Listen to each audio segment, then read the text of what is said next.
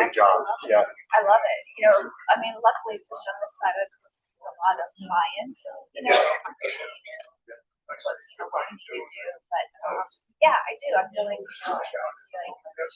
helped me, you know, little drips and drabs of positive development.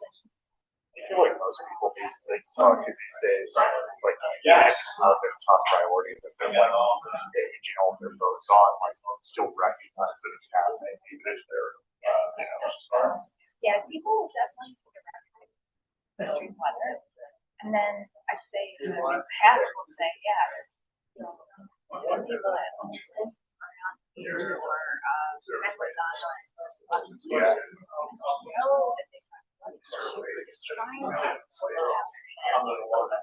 That's one good.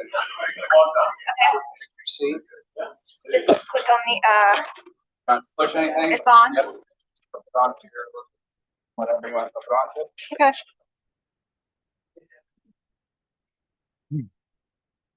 cool though.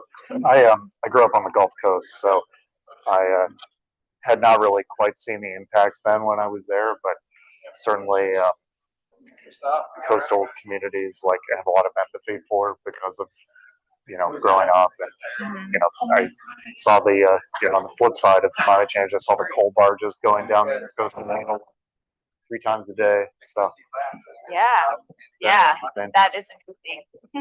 But you don't have to push the button; it's already on. Then this is just speaking to this audience. Yes, and for the room, sure, go on. Okay. Whew. I had some like coffee or something. I was looking in the vending machine. And Yeah. I guess they had Red Bull, but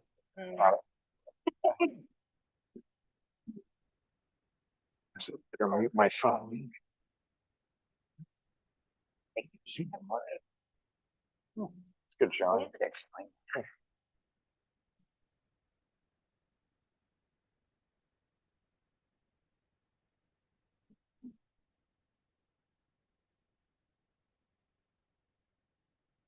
Hello, hello.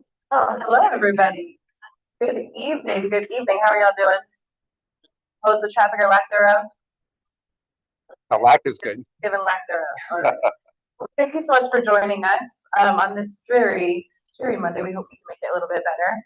I will start with some introductions. But first, I really just want to welcome you to our event, Beyond the Beach. Just talking about offshore wind. This really was born out of a need. We had a lot of folks coming to us saying, I really want to learn more about offshore wind. It seems like everything's either all the way over here or all the way over here. So we wanted to give folks the facts from a variety of sources, and hopefully you leave here learning something. Go and spread the information. Some housekeeping, as you all saw before you sat down, there are some note cards on your seats. There's gonna be some chances, the latter 40 minutes or so of our event, we're gonna have a chance to answer some of your questions. Fair warning, they're not gonna be verbatim what we're gonna do after the panelists are done with the questions that we've prepared. We're going to give you a chance to get up and stretch and talk a little bit, maybe go to the bathroom, get some water.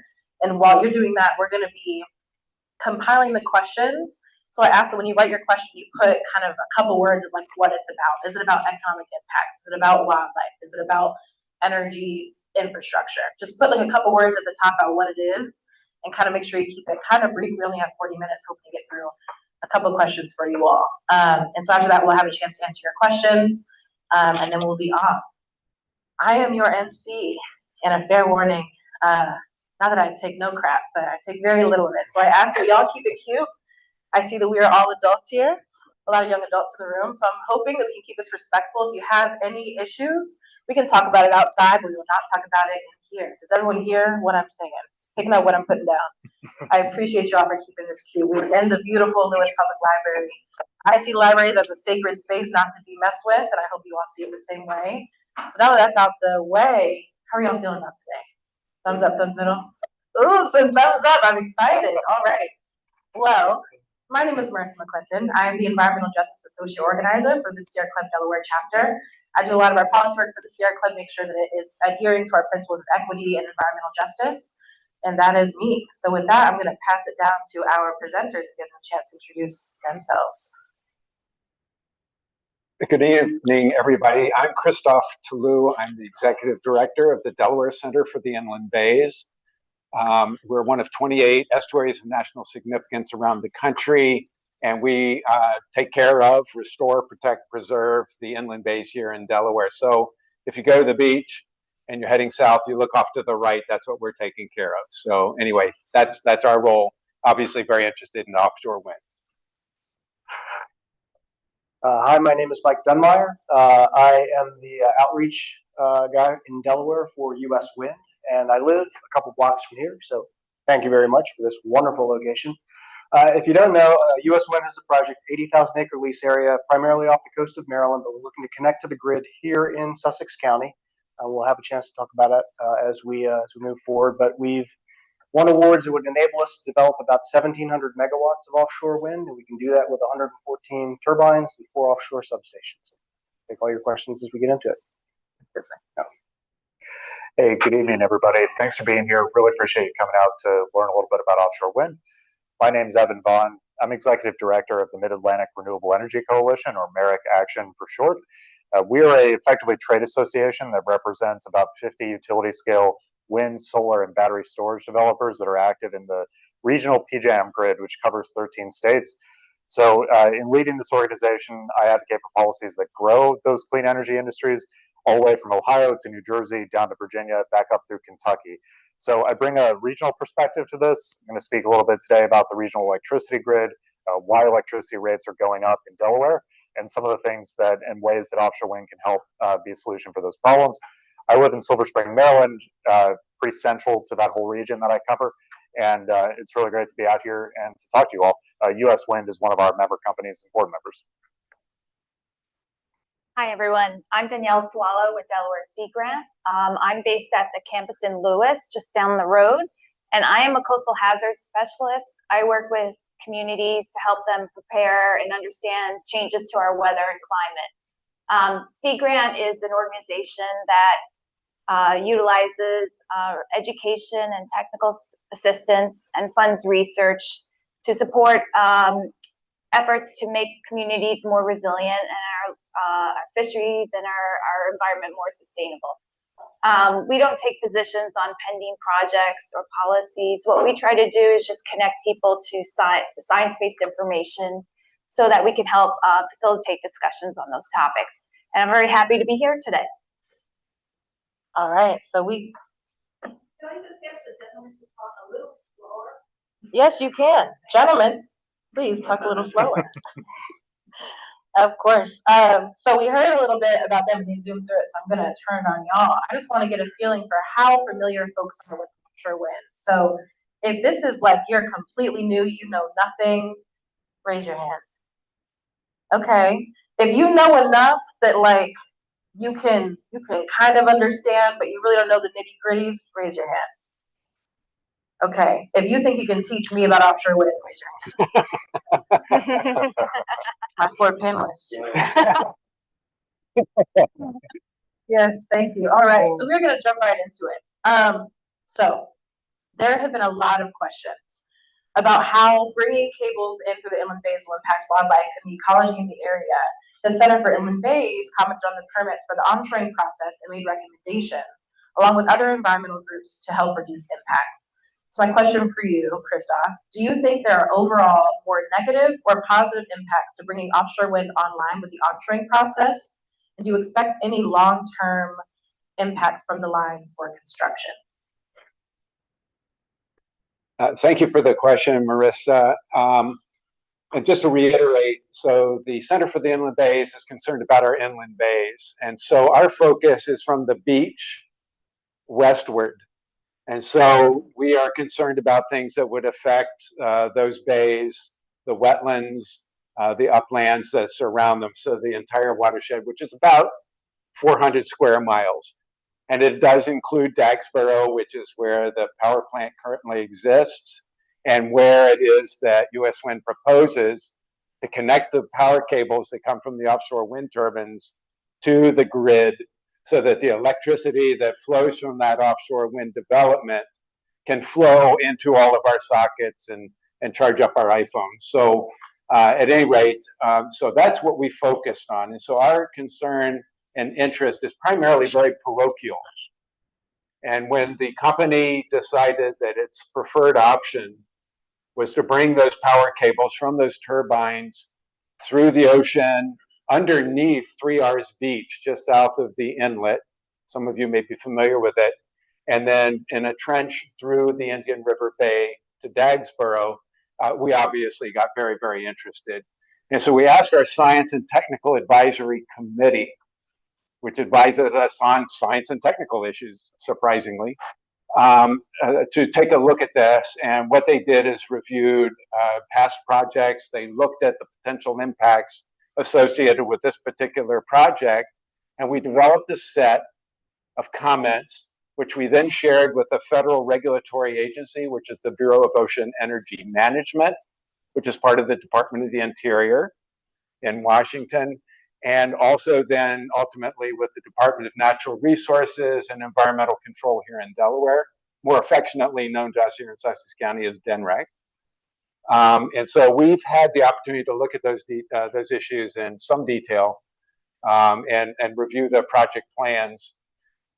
So our response is basically twofold. The first part is looking very carefully at the environmental impact statement that the federal agency was putting together to describe impacts and to take a look at what the potential long-term implications would be. And their findings were that there would be impacts. As you can imagine, digging through the bottom of the bay is going to kick up sediment. It's going to do a lot of things that could disrupt what life is there. But what they did determine is that those impacts would be short-term and not very widespread. And so our analysis pretty much confirmed that, but what we have suggested to the regulatory agencies is prove it. So do the monitoring that would be necessary to give all of us the confidence that what the environmental impact statement and what the company are asserting are going to be short-term impacts are indeed short-term impacts. And so that monitoring shouldn't take a whole long time, because if it's short-term, it's short-term. If it's long-term, then you monitor until we find out what's really going on out there. And that's associated with impacts associated with the hydrojetting or the trenching of the bays, with dredging that might be required in certain places, any potential impacts with electromagnetic fields coming from the cables themselves, which is a concern to a lot of people. And there may be impacts on the benthic community, the little critters that are on the bottom of the bays. And so we've asked that those be monitored as well. And as Mike can explain and others, you know, the cables are extremely well insulated. They would be under at least 6 feet of sediment in the bottom. So we're assured that those impacts are going to be also very minor, if any at all. But we need to have that confirmed as well. So anyway, that's the nature of our review, the nature of our involvement in that portion of the project. I will say this, and how many of you live in the Inland Bays watershed, in Rehoboth, Bethany, wherever, somewhere in the neighborhood? We have to be collectively very concerned about the uniqueness of our situation here. We're at the lowest lying portion of the lowest lying state in the country. And so whatever it is that might be happening out there that is causing the water to creep up our streets and into our crawl spaces, sometimes during storms, unfortunately now, sometimes even when it's sunny out, we need to be aware that that's happening. And one of the reasons it's happening is because our climate is changing. Our climate is changing because we're blanketing the earth with the results of fossil fuel burning, which is warming our atmosphere, warming the water, causing it to expand, and creating a real potential problem, actually a real problem for us here in the Inland Bays. So we support renewable energy, and we support it when it's done responsibly. So just because it's renewable energy doesn't mean it's perfect and a godsend. It's very important, but it needs to be done right. And that's basically what we were suggesting to the regulatory agency. Perfect. So what I'm hearing, you're saying that impacts that you are seeing are going to be short-term, not widespread. You want folks to really prove it with some good reviews. Amazing. So I want to touch on what you kind of ended that with. You're talking about this force that's causing the water to kind of creep up. There's some bells going off in my mind. So my question is, what role does climate change play, if any, in determining the balance of any environmental impacts related to offshore wind or other renewable resources. And that's the balance, right? You look at what the local impacts are, and you say, how do they measure compared to this concern about being the lowest part of the state, country?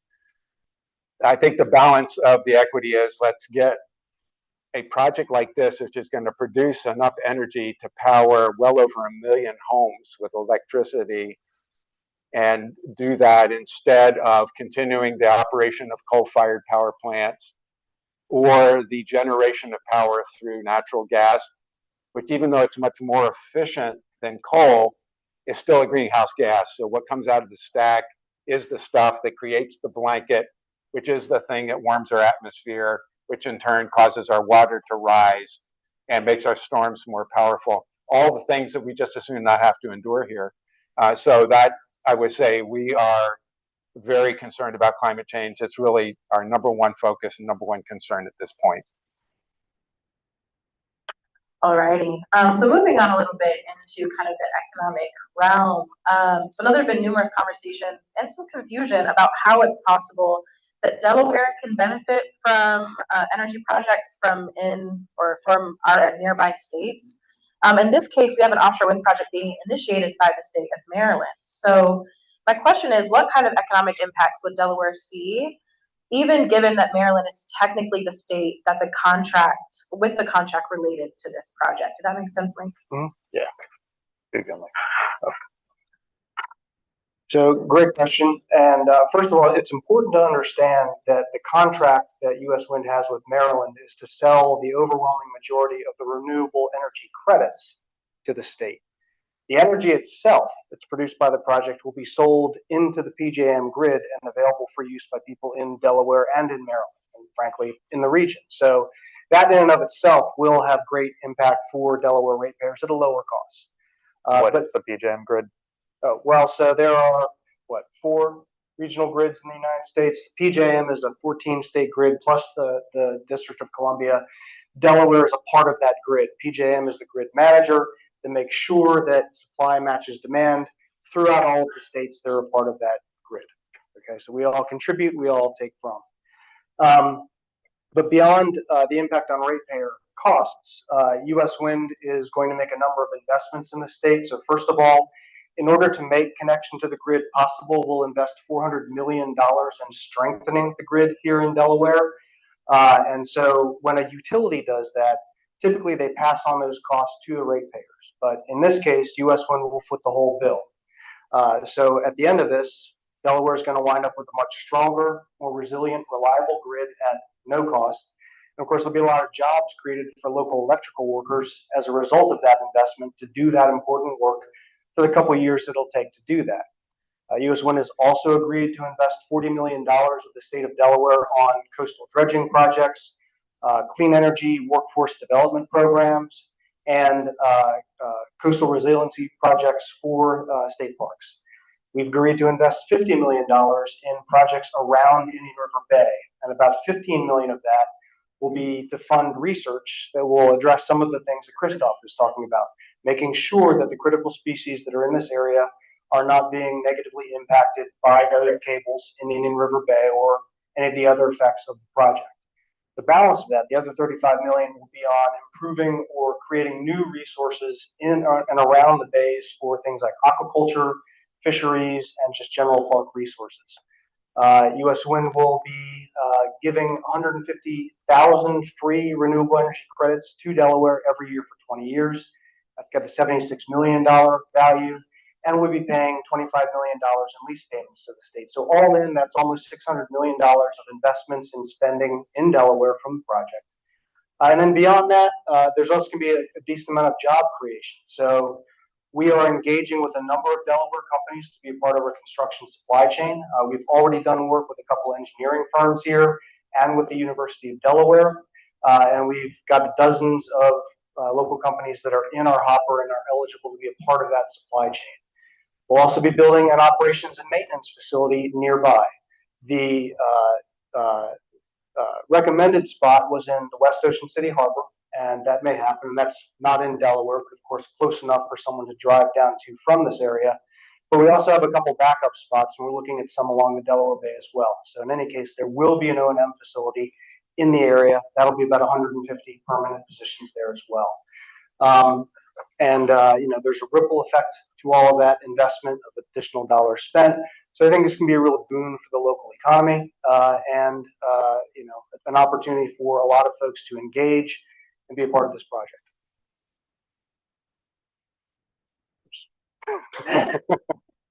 Okay, it won't work.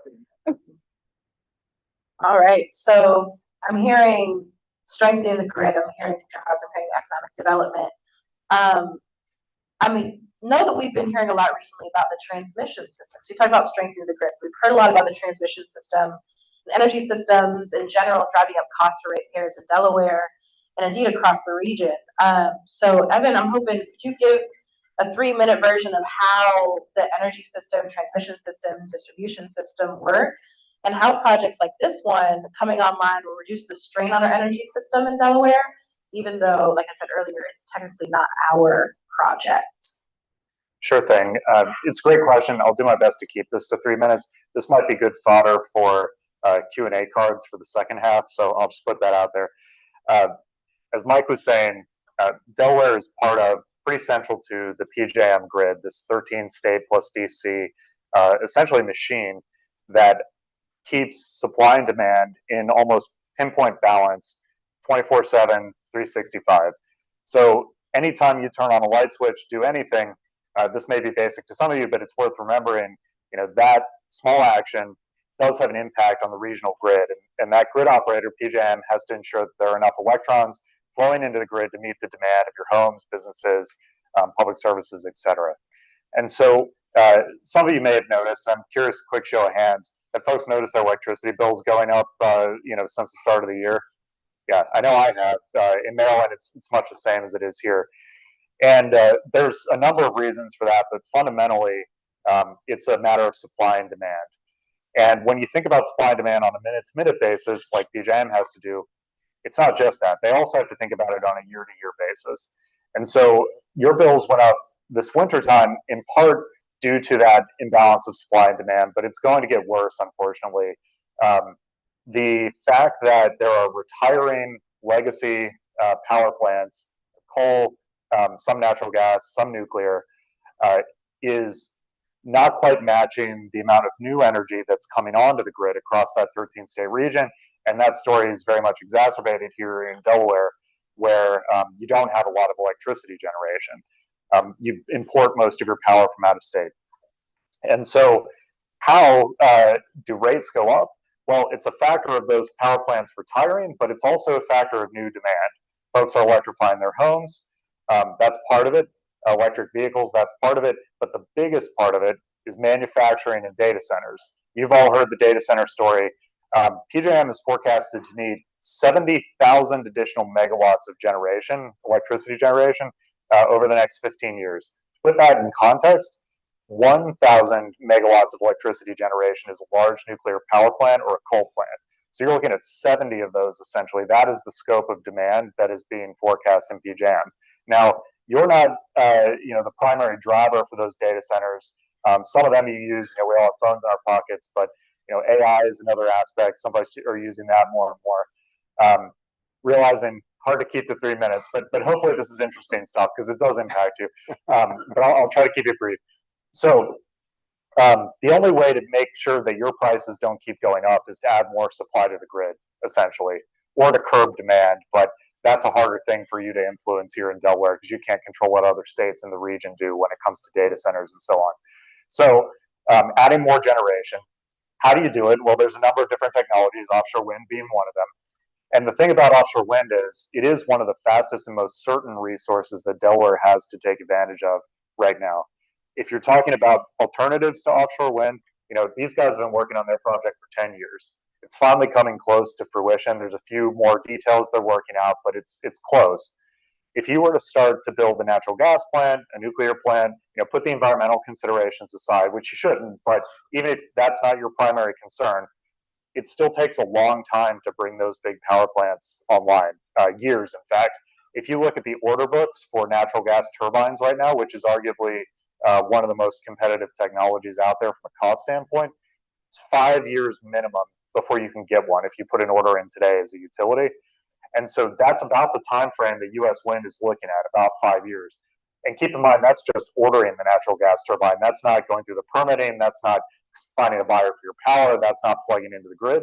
So we're looking at serious cost concerns that can only be fixed by adding more generation. That's what US Wind can provide. There's a lot more detail to go into, of course, but in short, that's how US Wind is going to help stabilize electricity rates for folks here in Delaware.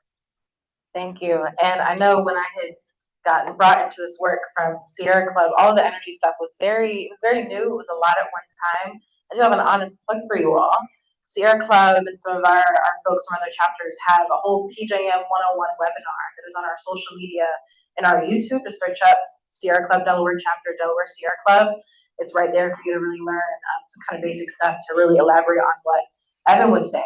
But I will give Mike a chance to elaborate on what Evan was saying. So, Mike, I just want you to elaborate on kind of how will a project initiated by Maryland that some are saying will only deliver power to Maryland actually help power Delaware and lower rates in Delaware? So there are 3 ways in which we'll affect rates here, and they all deal with different parts of the bill that you guys get from your utility.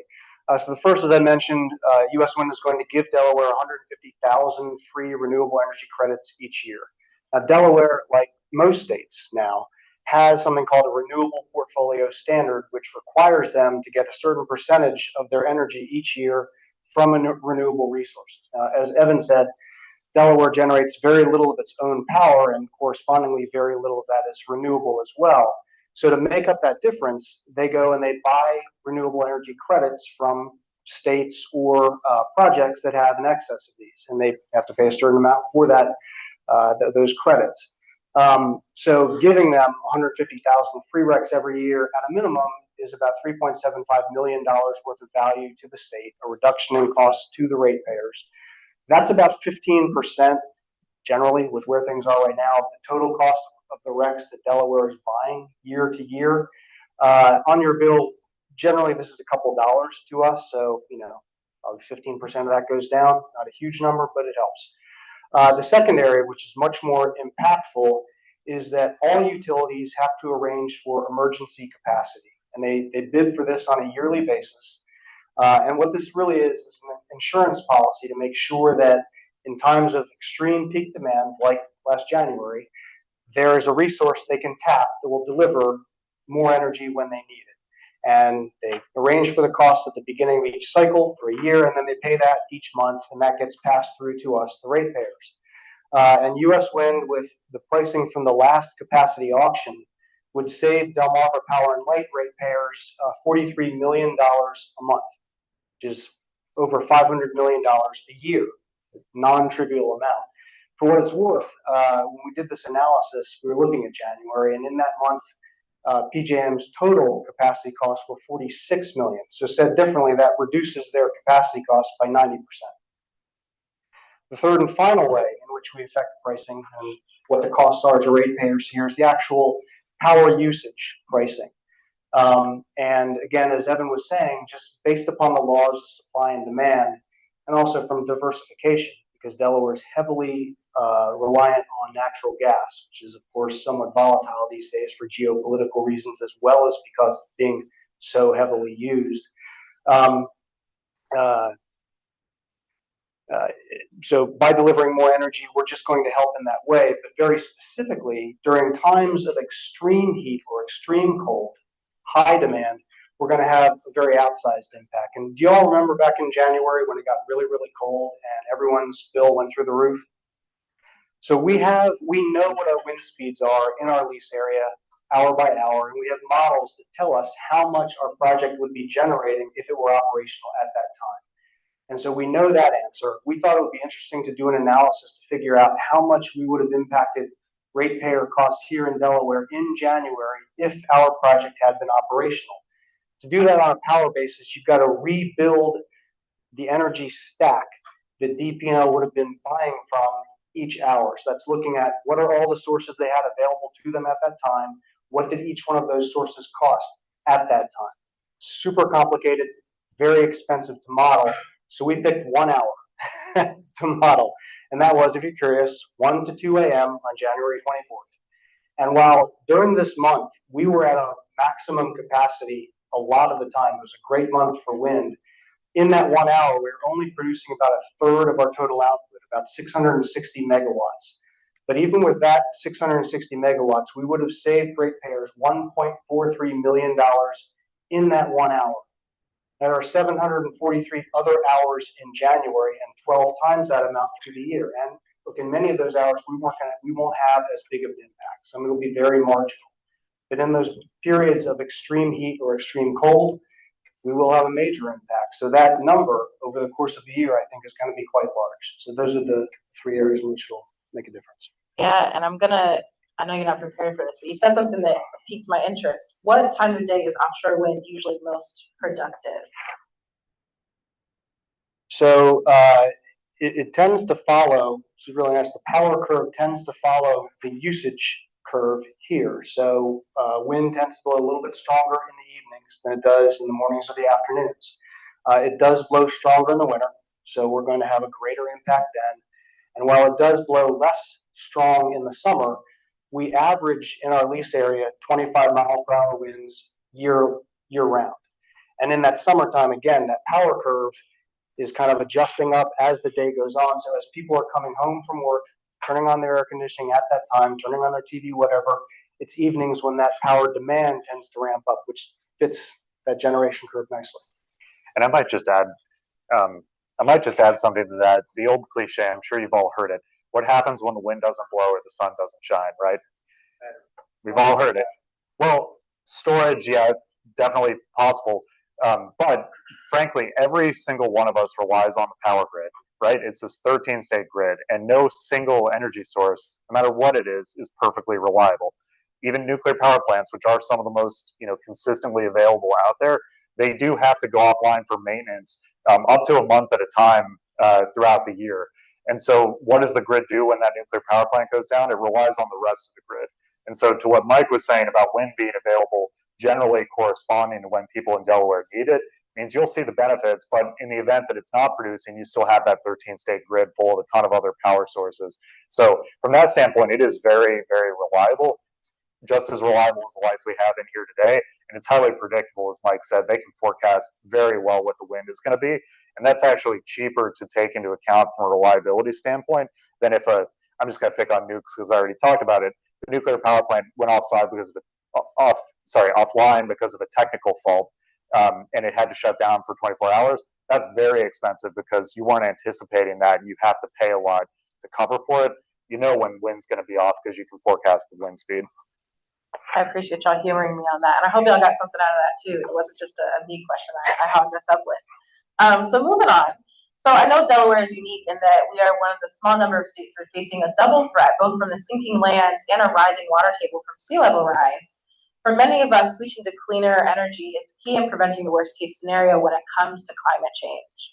So my question is, Danielle, could you name some of the impacts that we expect to see as a result of our changing weather patterns and flooding events?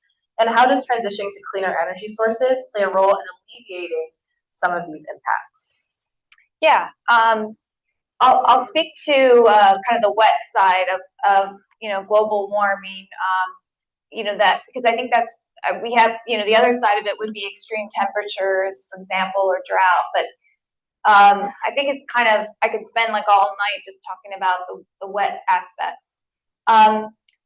If you think about the Earth as a system, simply put, we are seeing more water in the system as a result of warming temperatures, because as Christoph mentioned, warming temperatures leads to warmer oceans, which warmer water expands. And so in any kind of ocean or bay or tidal area, you're seeing high tides and low tides that are higher to begin with now, higher than they once were. And then you see in the adjacent wetlands, areas, wetlands are storing more water. Now, wetlands are phenomenal because they're meant to store and then discharge water each day with the coming tides. They're also great at accepting excess storm water during a coastal storm. But if they have less capacity in them, then they'll be less able to do their terrific job of flood protection. Some of those plants will get overwhelmed, and we'll lose wetlands, and then we'll lose the sort of the associated habitat that they provide and all the water quality benefits and the leisure benefits that wetlands provide. In addition, our water table is rising below ground, and that leads to concerns with saltwater intrusion into infrastructure, into our farmlands. We're seeing that farmland is being affected not only from saltwater intrusion into the water table, but also overland, salt water. So from storm surge or excess tides, you're seeing a loss of productive farmland in parts of our state and Delmarva. And think about our infrastructure, sort of the built infrastructure. In the lowest lying parts of the state, there are roads that are being really difficult to pass during especially high tides. You might have stormwater infrastructure that was designed for a climate of yesterday versus the climate of tomorrow. The diameter of the pipes and drainage just don't accommodate the heavy rains and storm surge that we expect. When I said that the system is holding more water, that's also because warmer oceans lead to more evaporation, which leads to more water in the atmosphere. And so we see intensifying storms. In the case of hurricanes, not so much that it's causing more hurricanes, but more intense hurricanes that can dump a lot of rain. We're also seeing a phenomenon of rapid intensification. Hurricane Milton last year, well, the Weather Service estimates that they classify intensification based on if the storm increases its wind speed more than 35 miles per hour in a 24-hour period. I think Hurricane Milton increased 95 miles per hour within a 24-hour period. It's really interesting, and that has all kinds of implications for evacuations and giving people the appropriate lead time and the responders to kind of act and prepare for storms. So all that to say, I could go on too, because I could talk about erosion, and associated impacts there. So there's lots of varying impacts from that warming climate on our system. But then I want to say that, yes, in Delaware, we have a rate of sea level rise that's twice the global average. And that is due to a combination of factors, regional factors, including land subsidence and sort of the slackening of the currents. But if you think about it, over the past 100 years, we've had about just over a foot of sea level rise. But in the next 25 years, roughly 25 to 30 years, there's very high confidence in the science community that we here locally are going to see the same amount of increase, up close to 1.5 feet of sea level rise. So those tides are going to be higher, and then as the storm blows in, that storm surge and those effects will be built on top of that tide. What we can do, as far as we know that those effects are sort of baked into the system already, but there's going to be a more rapid acceleration starting mid-century as we go beyond. And we have an opportunity to rein in some of that warming to reduce that rate of acceleration through efforts like investing in renewable energies, and controlling some of those emissions that are creating some of that warming. And why do that is because our menu of adaptation options is about this big, but it's going to start shrinking the further we go into the century, because as sea level rise accelerates and other effects take place with global warming, the choices available to us to mitigate and adapt to those is going to be less, and then those remaining options are going to probably be more costly. So now's the time to act while we have the fullest menu of options available, whatever it is, but now's the time to act. Yeah, so I'm hearing the role that kind of cleaner energy sources plays kind of reducing that rate of warming. And I love that you talked kind of towards the end of the menu of options that we have. What climate adaptation measures do you think are realistic for Delaware's coastal areas and communities? And is there a discussion on how to finance them? I know that's always a sticking point. How are we going to pay for it? If you could speak to that. Yeah, so I think because we are a Lewes line state and we have, I think there's not one community that's more than 8 or 10 miles from a tidal tributary in our state. It's why the federal government classifies the entire state as a coastal zone, actually. But we have to learn to live with water. So we're gonna have to learn to live with more water. And that means adapting by elevating our homes, our roadways, our infrastructure. It means learning to live with water. Maybe you're accessing properties by boat. Or think about in terms of that we have a vast system of nature-based resources, our wetlands, our riparian areas like a river, we have our beaches, but they're all playing a role in helping to protect us from excess rain and excess storm surge. Nature is best at fighting nature. And if we can invest more in our nature-based solutions, I think we'll have a chance at really, adapting to some of these effects more successfully. And that may mean trying to restore more of the natural floodplain. Nature gave us that for free.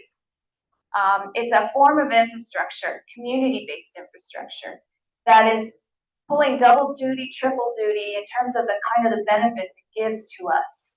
But we have built upon it or built up to it. And then when we kind of reduce some of its function, we pay millions of dollars in built infrastructure to replicate.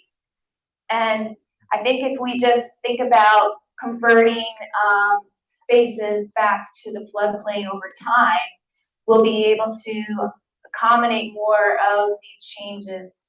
Lastly, or maybe two more quick points, is I think we've got to also prepare for the big disasters and the smaller scale disasters. We can't assume that just because we haven't had a big scale event in Delaware that we won't see one. We actually are seeing, it's observed, we are seeing more severe weather in our state. And we have more people and more infrastructure in the path of that flooding than we did before. So I think we have to take steps to prepare our communities and plan. And then finally, investing in renewable energy, I think, is a logical step because we have to slow that rate of acceleration so that we can give ourselves a chance, a foothold in this adaptation effort. Yeah, and I love that you made a point about we need to prepare for things. A really close friend of mine lives in Asheville, North Carolina, and when Hurricane Helene hit, I remember hearing folks saying people come here when hurricanes hit. They go to the mountains when hurricanes hit, and they were not prepared. And I think from what you're saying, we need to really think, even though we haven't had that hit yet, how do we prepare for that? So I love that you're thinking through that. Moving on a little bit. So the current federal administration has shown a desire to slow down and even stop the development of offshore wind. So this probably be for Mike. How will federal policy changes continue to impact offshore wind development off the coast of Delaware? And what impact will that have on our energy system more broadly? Right here. 2 mics. 3 mics. 3 mics. So if you parse what is being put out there by the administration, I think it's fair to anticipate that there will not be any more lease areas auctioned off for the next 4 years. I think it's also likely that those projects that are in process right now but are not fully permitted are probably not going to get fully permitted in the next 4 years. I think it's likely that those activities will be slow walked for some time. Now, there are 2 lease areas off the coast of Delaware, one that many of you are probably familiar with that is controlled by Ørsted. Ørsted gave back their awards, so they currently don't have any. And there's another lease area that's east of Ørsted, it's controlled by Equinor, I believe. Those two lease areas, Delaware has the ability now to launch a procurement program, and they could launch one, and those two lease areas would be in good position to bid on that program. So Delaware could initiate a project for the state. However, as I said, it's unlikely that project's going to get too far along in the next 4 years. Now, what will that do, regionally and locally? I mean, we've talked about that AI, data centers, and the like are vastly increasing the demand for energy. A lot of studies that I've seen suggest in the next 10 years, you're going to see a 50% increase in the need for capacity, a 30% increase in the need for just generation. And if you look at all of the natural gas projects and all of the restarted nuclear projects that are in the queue over that period of time, they don't come close to meeting that forecasted new demand. And the queue is the line of projects waiting to plug into the grid. They're known right now. And as Evan mentioned, if you wanted to do a natural gas project, well, the orders for the turbines that are necessary are 5 years out. But fortunately, there are lots and lots of renewable projects that could come online during that period of time. So the bottom line is that to meet our expected future demand, we're going to have to do it with renewables as a big part of that. Now, for the East Coast, offshore wind is really the best form of utility scale renewable energy we can use, because for solar farms, you generally need vast areas or super concentrated sunlight like you would get in the desert. For onshore wind, you need open plains, you need mountaintops, things like that we don't have here in Delaware and really along much of the East Coast, but you do have access to offshore wind, so that really should be a big part of it. And we'll have to see how that all plays out. Now, in terms of our own project, I think if you look right now, it's a fair assumption that the administration is allowing projects that are fully permitted to continue on. There are 5 offshore wind projects along the East Coast that are under construction right now. We are also fully permitted. And we feel pretty confident internally because in addition to having an offshore wind project, we are unique amongst our peers in that our project also includes the construction of a tubular steel manufacturing facility in Baltimore. So 1,000 or so construction jobs and 600 full-time steelworker jobs. And that facility also includes a dry dock that can be used for repairing bridges. For example, it likely will be used as a part of the Key Bridge rebuild. We've had questions from defense contractors, Coast Guard for using it as a vessel repair dry dock or even a vessel build dry dock. And those are all components that are important to this administration, manufacturing and American shipbuilding. So I think that there are a lot of assets that our company brings or that our project brings along that would sync up with what this administration says that it's interested in. So we'll have to see, but there are still some good possibilities that are out there. Thank you. And Evan, do you want to elaborate on any kind of parts of that on kind of impacts on our energy system more broadly from offshore wind development? I think Mike summed it up between that and my earlier comments pretty well. All righty. Well, thank you to our panelists. This is that part where I said y'all will get to stretch your legs, stretch your jaw a little bit if you want to talk to your neighbor about what you learned. There are note cards under your seats, or not Oprah, but like they were on your seats when you sat down. Happy to hand out more pencils for you to write down questions. Remember, as I said earlier, if you could just summarize what your question is about in kind of 3 words, we will consolidate those and we'll be back in about 5-ish minutes. All right? All right. Oh. Let me see that. Sorry for interrupting. I just have to habitually explain what PJM is because not very many people. Yeah, focus so much on the environmental side. Yeah. And I think I've gotten pretty practiced with making sure. Yeah. You're right. I mean, that is, we talk about the power side and the cross side. These are new areas to talk So I about. think it's fair to say it's not that people are aware of it, but I just think like most people don't even realize there's a line you have to wait in to plug into the grid. Like, it's like you go out and build a power plant. You want to build a power plant. Yeah.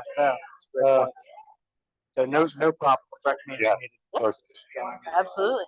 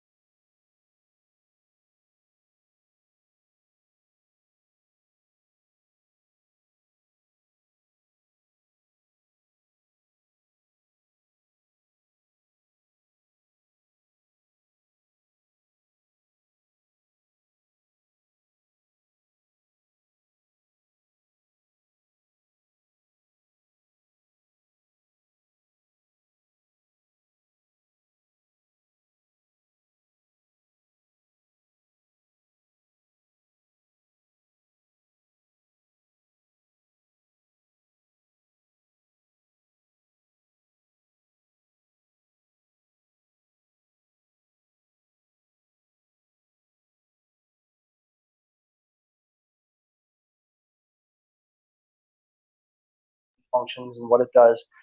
But you can find there our construction and operations plan, which can really answer any question you would have about the project. It goes into, where are things coming from, how are they developed, how are they transported from where they'll be built to the project itself, how will they be installed.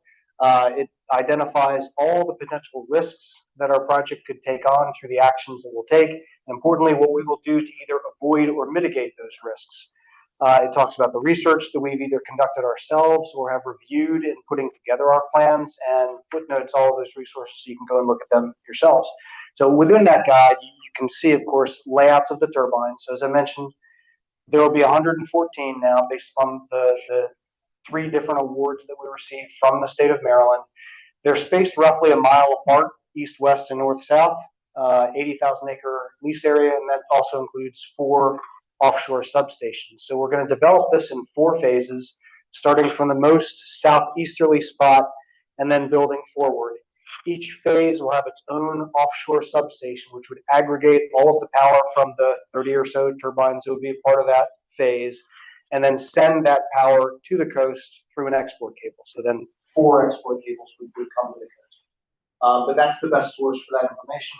It also does include visual simulations that we developed under BOEM's very specific guidance. And there are 2 technologies that are used. One is a panoramic view, and that best reflects the human experience from the beach. If you were standing there looking out, what would you see? And they're taken from various points from Ocean City, from Bethany, from the Rehoboth Boardwalk, and different places like that. There's also what's called a single frame detail, which BOEM had us develop because they were getting comments from people that they couldn't really see the turbines, and they wanted to know the detail of what they would look like. So the single frame detail reflect what you would see if you look through a 35 millimeter camera focused specifically on the wind farm itself. So if you look at and they'll often have both technologies at the same shot, you look at one to the other, you can kind of see a zooming effect, but those 2 sets of turbines will give you a good sense, or those 2 sets of simulations will give you a good sense of what they'll look like. The bottom line is that the closest turbine to each of our beaches around here, to Fenwick Island, is 11 miles fully built out, to Bethany is 13 miles, 20 miles to Dewey, 22 to Rehoboth, and about 30 to get up to our state park beaches around here. So when you get past Bethany, they'll be very hard to see. I mean, I never want to shortchange it. There will be something really tiny on the horizon. It will be different than it was, but on a high humidity day in the summer from Dewey and Rehoboth, they're going to be very hard to see. Okay, Bureau of Ocean Energy Management, BOEM.gov. And if you look at it, it's listed as the Maryland Offshore Wind Project.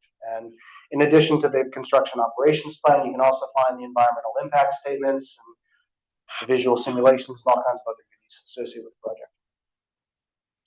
Perfect. Next question, and this might be a really short one. Why not onshore wind in Western Sussex versus offshore?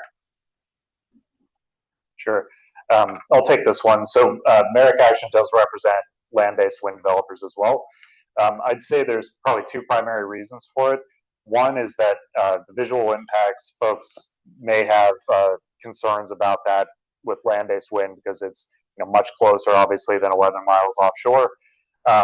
But if you don't care about the visual impacts, one of the other reasons is that the transmission grid coming onto Delmarva, if you think about how we build out our electric wires to supply consumers, you can kind of think about it like a pipe that gets narrower as there's less need for the electricity. And so when you come from, starting at the top, Philly, Newcastle County, you come down Delmarva, there's fewer and fewer consumers as you go farther down Delmarva Peninsula. And so the wires get smaller and smaller as you go down the peninsula. And so when you look down here at the southern part of the peninsula, there's really not a lot of room on the grid to have land-based resources plug in there. That's why Indian River is the place that they're connecting U.S. Winds project, because there is actually some room on the grid there. But aside from that, you might need to see some investment in the land-based grid in order to see more land-based wind turbines. They do have some good advantages, I'll say, vis-a-vis solar. They don't use as much land as solar does because you can farm right up to the base of the turbine. Solar is a good resource too. It's all got to be part of the mix. And a balance, I think, of these different resources plus our existing electricity supply is really the best outcome for the state. Alrighty, and I've made the executive decision to jump between the different topics, so we absolutely get to each and every one. So we're gonna move on to ecosystem. So what impacts is there on commercial or recreational fisheries? Talking about horseshoe crabs and all that stuff, and how do we minimize those impacts? So when we're talking about impact on resources, there's the offshore impacts. And I think folks have probably read enough and seen enough to know that there are concerns about turbines spinning and impacts on birds, for example. And I'm not going to speak to that because that's not our bailiwick, but there are other panelists who could speak better to that. There are also then potential impacts to marine mammals. And so there's a lot of concern if you have strandings of whales or dolphins, porpoises in our area. Concerns, is that something related to the offshore wind effort? And again, others can address that better than us. On the bay side, on the inshore side, a lot of concerns about horseshoe crabs. And so one of the things that our scientific and technical advisory committee did look at were potential impacts, not only horseshoe crabs, but on blue crabs, on flounder, on the other fish and creatures that inhabit our inland bays. Fortunately, the impacts of the dredging project and the installation of those cables and the operation of those cables is going to have a minimal impact on those creatures. They're fairly mobile. Horseshoe crabs don't look like they are, but if they have a motivation, they can scoot. And you probably have stepped on one. You notice that they all of a sudden have an ability to move. And so the same with, of course, the fish and others. There are some creatures like hard clams and oysters, if we had them, that could be affected by a project like this going through the bays. Our work at the center is to make sure that we have much more of those in our bays than we have right now. The bays used to be replete with oysters and oyster reefs. They used to be a hazard to navigation. They're virtually gone. So, one of the big things that we're doing is trying to restore populations of wild oysters, working with the aquaculture industry to create the kinds of oysters that you can enjoy when you go to the restaurant. And take my word for it, Rehoboth Bay oysters are a heck of a lot better than anything else you're going to get. And it's the truth. So anyway, you see them on the menu, grab them. We're hoping to take those 9 farmers and expand that number over time. So, but anyway, minimizing the impacts is something that Mike has talked a little bit about, that the company has taken a lot of look at, done a lot of work with their consultants to assess what's out there, what would be potentially impacted, and the way they're going about this project. And one of the things that we took into consideration very carefully is the way that the project is being done. The other thing I will say for context, the bays have historically had a lot of this kind of disturbance. People have their boats like to have their navigable channels. And so dredging for navigation is an historic reality in our bays. This will be basically the equivalent of that. And again, would be short-term impacts. Yeah, add a little to that. So usually the questions that I get are about environmental impacts. And so I could honestly talk on this for several hours. I will not. I'll just try to hit a couple points really quickly to address what I'm sure are concerns in the room. So first of all, let's start with whales and marine mammals. The risk to those animals is during construction, particularly when we are hammering in the monopile foundations. That does produce very loud noises that can be harmful to a whale if they experience that sound at a point where it is still at a threshold that could cause injury, which is generally above 185 decibels. So the way that we do this is the whole process is set up to ensure that no whales or marine mammals are within those ranges where they would experience sound at a harmful level. So this starts by the fact that we will only be doing construction offshore during times of the year when whales are least likely to be here, which is generally, late spring to early fall. Second thing is that we set up a couple perimeters. So there is a shutdown zone. If I can have your attention, please. The library will be closing I better tighten this up. There's a 2.9 kilometer shutdown zone and a 5 kilometer clearance zone. And you have, as you're doing this work, on every vessel, NOAA certified third-party protected species observers who control the process. And they use visual and acoustic technology to evaluate that 5 kilometer range to make sure that there are no marine mammals in that area for a full contiguous 30 minutes before you start actually hammering in those monopiles. When it starts, it begins with a tapping, what's called a soft start, which produces sound but at non-harmful levels. So if there are marine mammals close to that 5 kilometer radius, they generally will swim further away. We do that for another 30 minutes, and then the hammering begins in earnest. It generally takes about 2 hours. We're only allowed to do one per day. The protected species observers continue to use all their technology, and you'll have passive acoustic monitors all the way through that range, around the perimeters of the clearance zone, around the perimeters of the shutdown zone. So if they start to observe marine mammals swimming toward the clearance zone, they're going to watch them very closely. To get inside that clearance zone, they will shut it down. And so between the shutdown zone and the clearance zone, the sound levels at that point are expected to be non-injury producing, but behavior changing. Typically, that means they will swim away. But one of the things that we will do that's a new step in this industry, and it'll become standard, is that 2.9 kilometer zone and 5 kilometer zone were based upon modeled sound. What we believe it's going to be based upon the characteristics of the sea bottom, everything that's out there.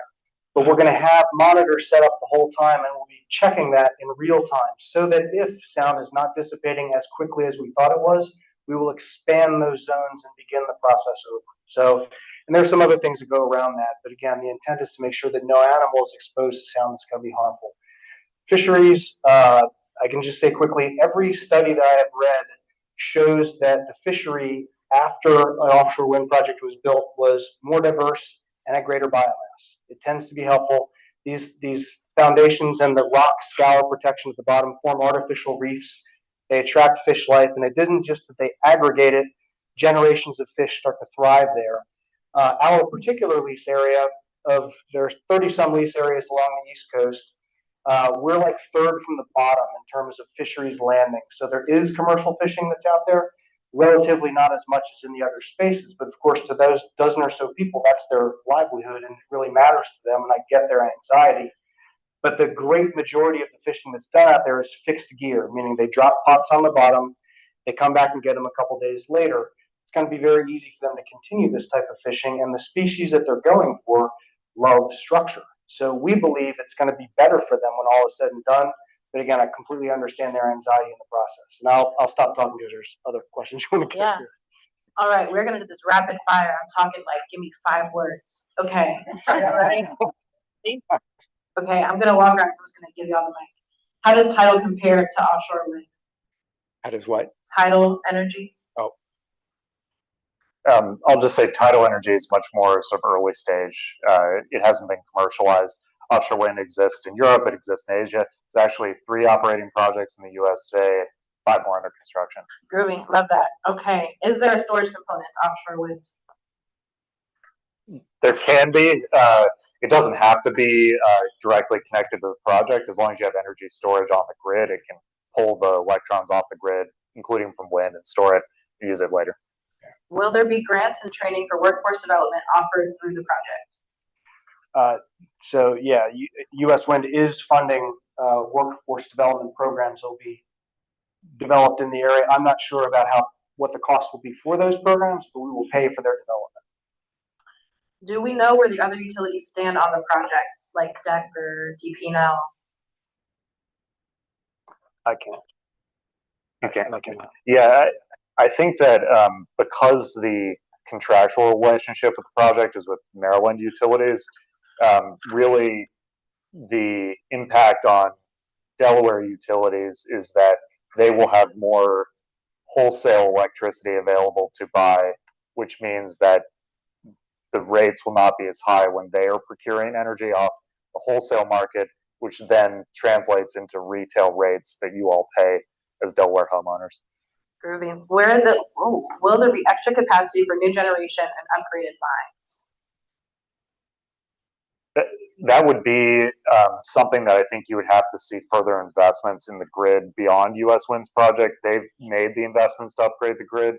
I think if you're talking about like the second and third offshore wind projects or other resources like solar, beyond the projects that are already out there, you'd probably be looking at some grid upgrades. Nice, nice. Are the turbines always on? How do they handle storms? So they generally need about 15-mile-per-hour winds to efficiently function, and they can function up until I believe it's about 70-mile-an-hour per winds. Beyond that, they shut down, but they have the ability to protect themselves. So the blades turn and they would feather into the wind. The faces would turn into the storm, and the OEMs that we're looking at, the turbines that we're evaluating are rated to be able to withstand a direct hit from a Category 4 hurricane, which we've never had in this area before. We've only had 2 that were Category 3 when they got here. Everything else has been Category 2. Now, of course, we expect that to increase over time. But yeah, the foundations themselves should have no problem. It's possible you would have some blade damage in a storm, like a 3 or a 4 hit it. But we would expect those turbines to be still functional and work well, and just with some maintenance, be able to get back and going again. Nice. I love that you're listening to Danielle and planning for the future. How do the operating O&M, so I'm assuming it's how do the operating and management cost compared to other technologies? This question's for me? No, I was saying they were listening to you by planning for the future of climate change for the yes. Category 4. I can't do the relative comparison. What I would say is that the cost of an offshore wind plant is heavily front-loaded. It's many $1 billion to build one. Once you've done that, maintaining them is actually, decimal dust by comparison. And they do tend to hold up very well. They've got 35 years of history out in Europe to look back on and see how they've done. But it's not the big cost in the whole thing. How that compares to other forms of energy, though, I do not know. Yeah, I'll just add briefly. I mean, for a future wind project beyond US Wind that might contract with Delaware potentially under the legislation that passed, I think it was last year, one of the advantages of having Delaware actually contract for that energy is that it provides stability. There is that big upfront investment. You pay that off over the course of a contract, but every day you all are subject to what's happening, at the Henry Hub price for natural gas, and what is the demand doing to the price of natural gas, which then translates to electricity bills downstream. So the fact that offshore wind has no fuel, the wind is free, allows you to have a very clear idea of what your costs are going to be over the course of the project. I love that we're talking about costs. What is the profit motive for US Wind given so much investment? Are the lease payments forever or a specific time? Can you talk more about that? So yeah, the lease payments are for as long as we would be out there. And for the record, we also are charged with funding the removal of all the infrastructure when the project is at end of life, and we will post bonds to make sure that there's money there regardless of what happens to US Wind. Wait, sorry, what was the question again, Marissa? Profit motive. Profit motive. Yeah, so as the developer bids on their project, they've got to look at the whole life cycle of costs and project what that's going to be, have some buffer in there to make sure that you're not underbidding yourself, and what your revenues are going to be. That's the positive side, because it's expensive to build, so no one builds these things on spec. You've got to have a long-term power purchase agreement in place. So if the project is running, we know how much it'll earn, what you've got to forecast is what the cost will be. And if you do this well, then you've figured out how to make a profit as you do that. What some people saw recently was offshore wind projects running into a problem when capital costs went way up. Interest rates went way up, and so the cost of financing them became way more expensive. And then the cost of steel went up considerably as well, as that factored into some things. We're fortunate the way that our project is priced. We're comfortable that this project is going to be able to operate profitably through its life. And I might just add something to that. So Delaware is what's called the deregulated electricity market. So competitive suppliers of electricity, generators like US Wind, have to compete for whether it's a state contract like they have through Maryland or on the wholesale market. And that does protect consumers, because the alternative to that would be to have a regulated utility monopoly, and they charge a certain rate of return that you all have to pay. in the case of the New Jersey projects, which that you mentioned did not pencil out, ultimately they had a contract with the state that because of inflation, these things they could not meet the terms of. And so that project went away. Ratepayers didn't pay for it. They weren't going to pay, and Maryland ratepayers won't pay until the electrons start getting produced in the wind farm. That's actually a really good thing for consumers because it means you're not out any money unless you're actually getting something, for the cost. Yeah, all right, two more. What expert and objective entity will be regularly inspecting the equipment and functioning of the wind infrastructure? So the first and foremost is Bessie, which is kind of BOEM's sister organization that engages on safety and is making sure that everything is being handled properly, that the maintenance is being kept up to speed, and that the turbines are set to function in all environments. We have contracts for spill responses, things like that. So you've got an infrastructure to support it, but it's primarily Bessie in terms of providing oversight. Evan, do you have anything to add to that?